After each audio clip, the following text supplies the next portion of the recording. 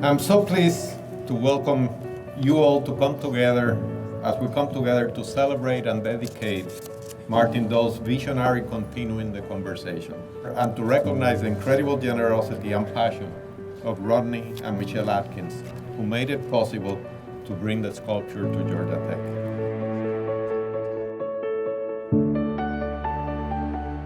Well, I think a part of the arts practice here is that we're introducing art as a creative source of thinking, and we're hoping that people will think outside of the technical bounds and think about the big issues and big questions of humanity, and I hope that that art piece will spur some of that.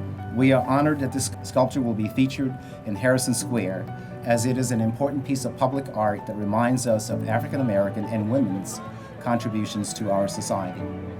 Continuing the conversation is also the first sculpture honoring a woman on campus. Art, I see it as the poetry expressed not in words, but in artifacts. What we have in this particular case is sculpture. You have a piece that really and truly evokes and invites, and calls for the people to think of what Rosa Parks did and what still can be done, and invites you to join that conversation. I would like to ask the stage party to please join me to unveiling of the sculpture.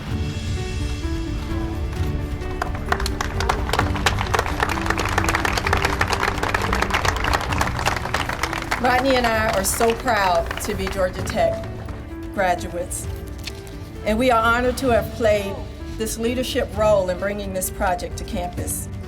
As you reflect on everything that our speakers have said to you earlier, all of the background, all of the history, it should be no surprise that Martin Dole's sculpture ended up here on Georgia Tech's campus.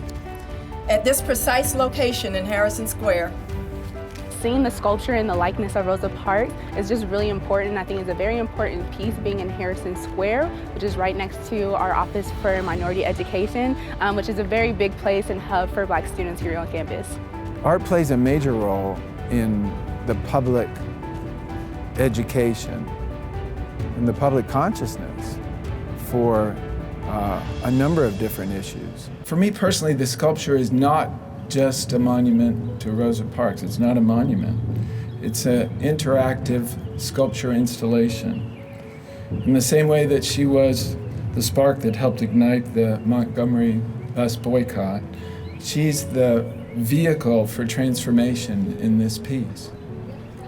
I hope that viewers who sit quietly in the middle seat are moved by the experience as they think about the issue of fairness, whether it's social, economic, or political.